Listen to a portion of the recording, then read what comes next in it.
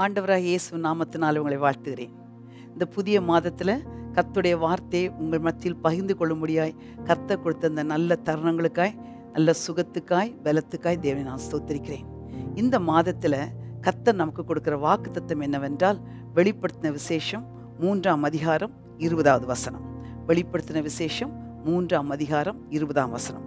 இதோ வாசற்படியிலே நின்று தட்டுகிறேன், ஒருவன் என் சத்தத்தை கேட்டு கதவை திறந்தால் அவனிடத்தில் நான் பிரவேசித்து அவனோடே போஜனம் பண்ணுவேன், அவனும் என்னோடே போஜனம் பண்ணுவான். எல்லாருக்கும் தெரிந்த ஒரு வார்த்தை தான் இது.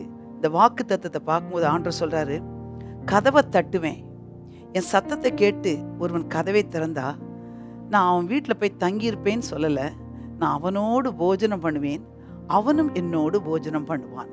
அப்படி என்றால் இந்த மாதத்தின் வாக்கு தத்தத்தின் தலைப்பு என்னவென்றால், உணவும் உறவும்.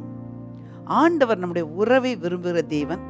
அது எப்படி அந்த உறவை அவர் நிலை நிறுத்துகிறார் என்றால், நமக்கு புசிக்க கொடுத்து அந்த உறவிலே நிலைத்திருக்க கர்த்தர் விரும்புகிறார். இந்த வார்த்தையை ஆண்டவர் லவோதிக்கா என்ற சபைக்கு சொல்லுகிறார். வெளிப்படுத்தின விசேஷத்தில் 7 சபைகள் உண்டு. கடைசியாக 7வது சபையாகிய இந்த லவோதிக்கா சபையை பார்த்து தான் ஆண்டவர் சொல்றாரு, இதோ வாசற்படியில் நின்று கதவை தட்டுகிறேன். அப்படி என்றால் ஒரு தனிப்பட்ட நபர் அல்ல, ஒரு தனிப்பட்ட நபருடைய வீட்டின் வாசலை அல்ல, ஒரு சபையின் வாசல். அந்த சபையின் வாசலை நான் தட்டுகிறேன், ஒருவன் சத்தத்தை கேட்டு கதவை திறந்தால் நான் அவனோட போஜனம் பண்ணுவேன், அவனும் என்னோட போஜனம் பண்ணுவான். அப்படி என்றால் சபையில கர்த்தருடைய வார்த்தை வரும்பொழுது நிறைய பேர் கேட்பாங்க, ஆனா ஒரு சிலர் தான் இருதயத்தை திறந்து அதை ஏற்றுக்கொள்வாங்க. அதை தான் ஆண்டவர் சொல்றார். அது ஆவியானவர் சபைகளுக்கு சொல்லுகிறதை காதுள்ளவன் கேட்க கடவன். அப்படி என்றால் கர்த்தர் சொல்லும் பொழுது அதை திறந்த இருதயத்தை திறந்தா ஆண்டவர் ஒரு உன்னதமான ஒரு அனுபவத்தை நமக்கு தருவதற்கு ஆயத்தமா இருக்கிறார். இந்த லவோதிக்கா சபையை பார்க்கும்போது இது எப்படிப்பட்ட சபை என்றால், ஆண்டவர் இந்த சபையை பார்த்து சொல்றாரு, பா உன் மத்தியில் நான் கடந்து வரேன், நீ எப்படி தெரியுமா இருக்கிற, அனலும் இல்லை, நீ குளிரும் இல்லை, வெதுவெதுப்பா இருக்கிற. இன்னொன்று உன்னை நான் பார்க்குறேன், நீ நிர்பாக்கியம் உள்ளவனா இருக்கிற, பரிதபிக்க கூடியனா இருக்கிற, நீ தரித்திரனா இருக்கிற, நீ குருடனா இருக்கிற, நீ நிர்வாணியா இருக்கிற. 5 காரியங்கள். நீ பரிதபிக்க கூடியவன், நிர்பாக்கியம் உள்ளவன், தரித்திரன், குருடன், நிர்வாணியா இருக்கிற. ஆண்டவர் சொல்றாரு, இப்படிப்பட்ட காரியங்கள் தான் உன்கிட்ட நான் பார்க்கிறேன். எங்கே சொல்லுயா என்றால் சபை நடுவிலே. லவோதிக்கா சபையில ஆண்டவர் உலாவுகிறார். சபையில் உள்ள ஜனங்களுடைய வாழ்க்கை எப்படி இருக்குது என்றால் இந்த 5 விதமான குறைகளோடு காணப்படுது. ஆனா அந்த சபை என்ன சொல்லுது என்றால், நான் ரொம்ப ஐஸ்வர்யவான், திரவிய சம்பன்னன், அப்படின்னா நிறைய நான் சேர்த்து வச்சிருக்கேன், எனக்கு எந்த குறையும் இல்லை அப்படின்னு நீ சொல்ற. ஆனா நான் உன்னை பார்க்கும்போது 5 காரியங்களை நீ குறைவுள்ளவனா இருக்கிற. உனக்கு உன்னை பற்றி தெரியாம இருக்கலாம், ஆனா உன்னை உருவாக்கினவர் நான், உன் இருதயத்தின் ஆழங்கள் எல்லாவற்றையும் ஆராய்ந்து பார்க்கிறவர் நான். நீ என்ன நிலைமையில இருக்கிற, உனக்கு நான் சொல்லும் போது நீ அதை கவனித்து கேள். நீ இப்படி இருப்பது என்னுடைய சித்தம் அல்ல. உன்னை கொண்டு நான் ஒரு பெரிய திட்டத்தை நான் நிறைவேற்ற வேண்டும் என்று தான் உன்னை என் சாயல்ல உண்டாக்கி உனக்காக என் ஜீவனை கொடுத்து உன்னை நான் மீட்டு கொண்டேன்.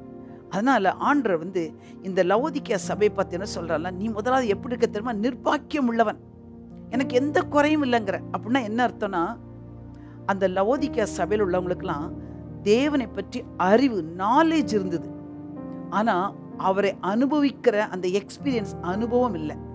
எல்லாமே அவர்களுக்கு படித்த அனுபவம் தான். இயேசு நல்லவர், இயேசு விடுவிக்கிறவர், இயேசு குணமாக்குறவர், ஆனா தன்னுடைய தனிப்பட்ட வாழ்க்கையில அவரை அனுபவிக்க தெரியல. ஆனா எல்லாம் எங்களுக்கு தெரியும். அப்படி ஒரு பெருமை. எக்ஸாம்பிளா ஒரு உதாரணமா சொல்றேன். ஃப்ரிட்ஜ் நிறைய நல்ல சாப்பாடு இருக்குது. எங்க வீட்டு ஃப்ரிட்ஜில் என்ன சாப்பாடு இருக்குன்னு எனக்கு தெரியும். தெரிஞ்சு ஒரு பிரயோஜனம் இல்லை. அதை எடுத்து புசிச்சாதான் எனக்கு பலன் கிடைக்கும். வீட்டில் நம்ம ட்ரெஸ்ஸிங் இதில் பார்த்தா நிறைய அழகழகா பியூட்டிஃபுல் ட்ரெஸ்ஸஸ் இருக்கும். எவ்வளவு ட்ரெஸ் எனக்கு இருக்கு அப்படின்னு தெரிஞ்சு ஒரு பிரயோஜனம் இல்லை. அதை நான் உடுத்தினாதான் அதை நான் அனுபவிக்க முடியும். அதேதான் இயேசு எப்படிப்பட்டவர், அவர் பெரியவர், அவர் நல்லவர், அவர் மகிமை உள்ளவர்.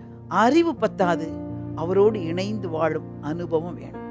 ஆனா இந்த லவோதிக்கேய சபையில் அது ரொம்ப குறைவு இல்லை. அதனால தான் ஆண்டவர் பார்க்குறாரு, உன்னை பார்த்தாலே நிர்பாக்கியம் உள்ளவன், எவ்வளோ தெரிஞ்சிருந்தும் எனக்குள்ள ஐஸ்வர்யத்தை உன்னால அனுபவிக்க முடியலையே. நீ சொல்ற நான் ரொம்ப ஐஸ்வர்யவான்னு சொல்ற, இந்த உலகத்துல வெறும் இந்த அறிவை வச்சு உன்னால ஒன்றும் செய்ய முடியாது. அறிவு இருமாப்பை உண்டாக்கும், அன்பு தான் பக்தி விருத்தியை உண்டாக்கும். அதனால நிர்பாக்கியம் உள்ளவன். இன்னொருத்த பார்த்தா நீ பரிதவிக்க கூடியவனா இருக்கிற, உன்னை நான் பார்க்கிறேன், நிர்வாணியா இருக்கிற, குருடனா இருக்கிற, இன்னும் பார்த்தா தரித்திரனா இருக்கிற. நீ நினைக்கிற ஐஸ்வர்யம் இல்லை, ஆனா என்னுடைய ஐஸ்வர்யத்தை உன்னால அனுபவிக்க முடியல. அதனால ஆண்டவர் சொல்ல, நீ இத்தனை காரியங்கள் இருக்குது, உனக்கு ஒரு ஆலோசனை சொல்றேன். ஏனென்றா இவ்வளவு பலவீனங்கள் இருந்து உன்னை விட்டு விலகி போக நான் விரும்பல. கர்த்தருடைய பிள்ளைகளே, ஆண்டவர் இந்த மாதத்துல நமக்கு சொல்ற காரியம், உன் வாழ்க்கையில எத்தனை பலவீனங்கள் இருக்கலாம், எத்தனையோ சோர்வுகளை பிசாசு கொண்டு வரலாம். இல்லை உன் வாழ்க்கையில இனிமே அடுத்த ஸ்டெப் வைக்க முடியாது என்று நினைக்கலாம். இல்லை எனக்கு எல்லாமே நான் நல்லா தான் இருக்கிறேன், ரொம்ப பர்ஃபெக்டாக இருக்கிறேன் அப்படின்னு நினச்சிட்டு ஏதோ ஒரு மாயையில் போயிட்டு இருக்கலாம். ஆனால் ஆண்டவர் இந்த மாதத்தில் நம்மை சந்திக்க விரும்புகிறார். அவர் என்ன சொல்கிறார், உனக்கு ஆலோசனை சொல்கிறேன், உன்னை நான் அப்படி வீணாக போக விடலை. ஏனென்றால் ஒன்றை குறித்து தான் ஒரு பெரிய திட்டத்தையே நான் வச்சிருக்கிறேன். அந்த திட்டத்தை நிறைவேற்றுவதற்காக தான் நான் சபை நடுவில் உலாவி உனக்கு ஆலோசனை சொல்லேன். என்ன ஆலோசனை தெரியுமா? நீ ஐஸ்வர்யான ஆகணுமா? நல்ல நெருப்பிலே புடமிட்ட பொண்ணு இருக்குல்ல, அது என்கிட்ட இருக்கு, கேட்டு பெற்றுக்கொள். நீ நிர்வாணியா இருக்கிற, வெண் வஸ்திரத்தை என்கிட்ட கேட்டு பெற்றுக்கொள்.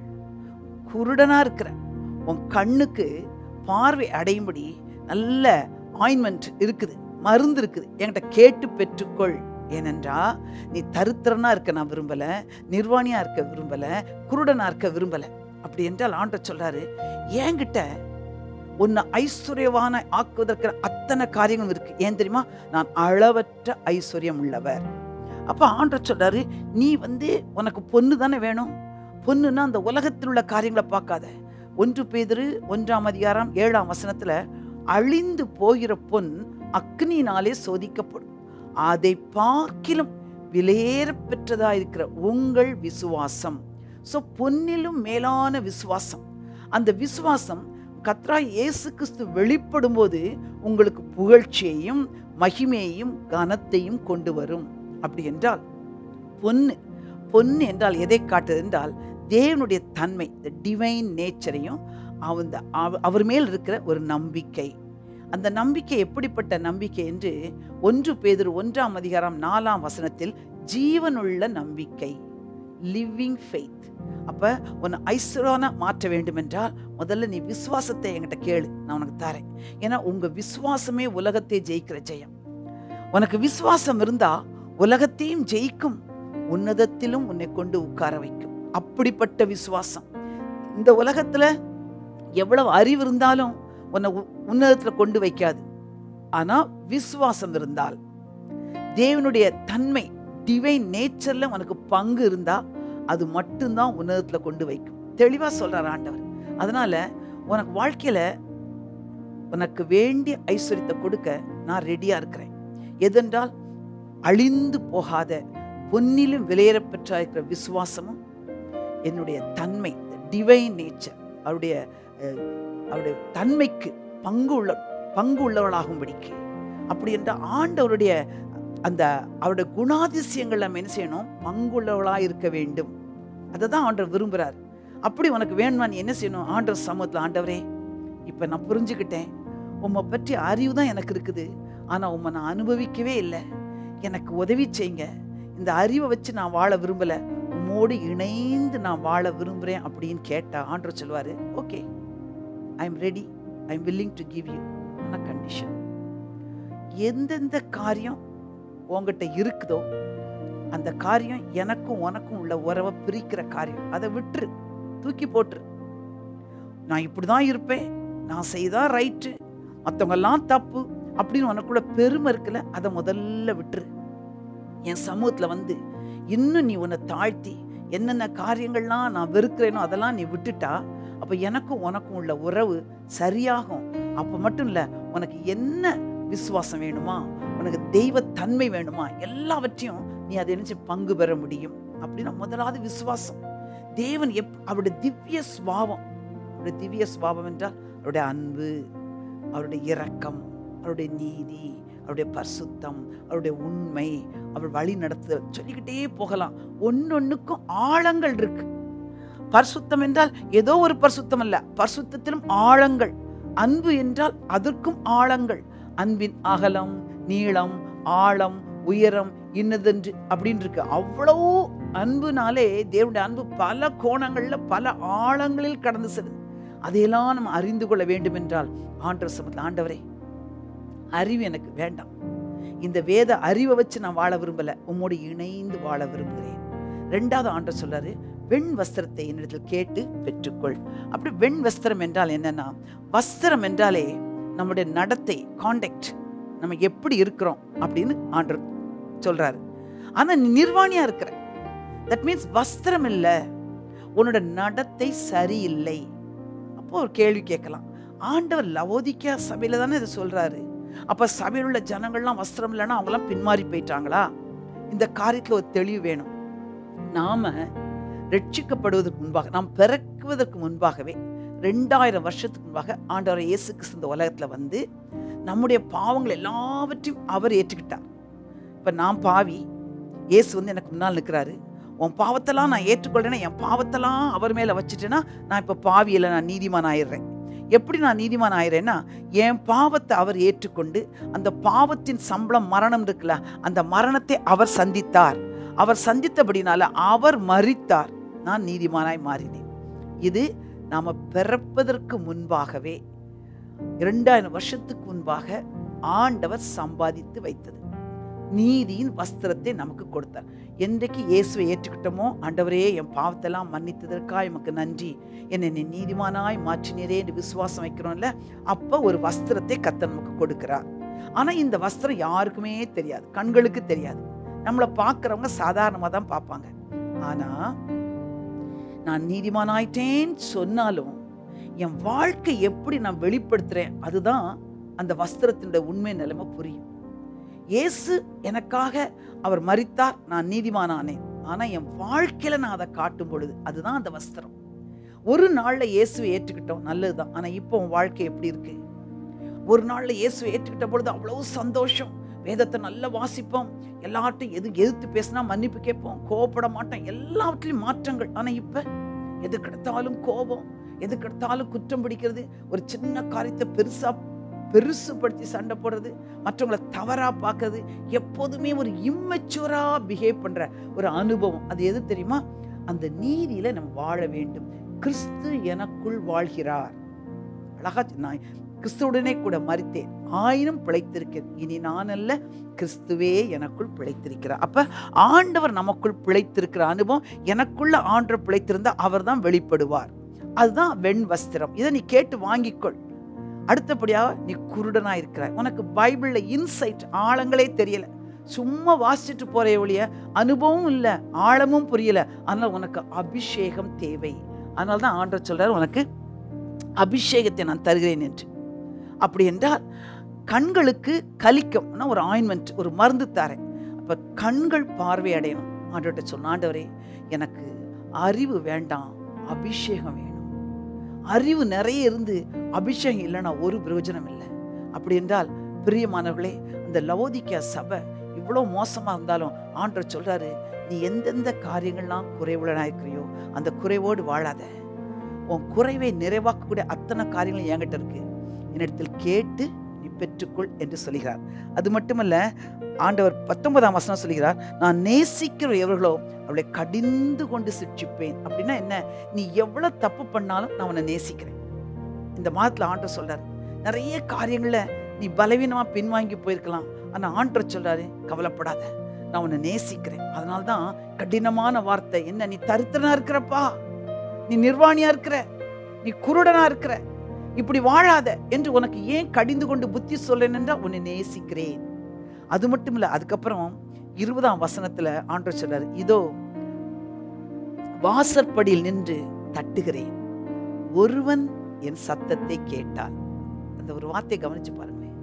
ஆண்டவர் வந்து சபையின் வாசல்ல நிற்கிறார், தட்டுறார். கையை வச்சுதான் தட்டுவாங்க. அப்புறம் ஒருவன் என் சத்தத்தை கேட்டார். தட்டுறது மட்டுமல்ல, கூப்பிடுறார். சபை நடுவுல கர்த்தருடைய வார்த்தை பிரசங்கிக்கப்படும் போது நிறைய பேர் கேட்டுக்கிட்டே இருப்பாங்க. ஆனா ஒரு சிலர் என்கிட்ட நிறைய சொல்லியிருக்காங்க, ஒரு குறிப்பிட்ட வார்த்தை என் உள்ளத்துல வந்துச்சுது, என் கண்கள் வந்து கண்ணீரா வடிஞ்சுது.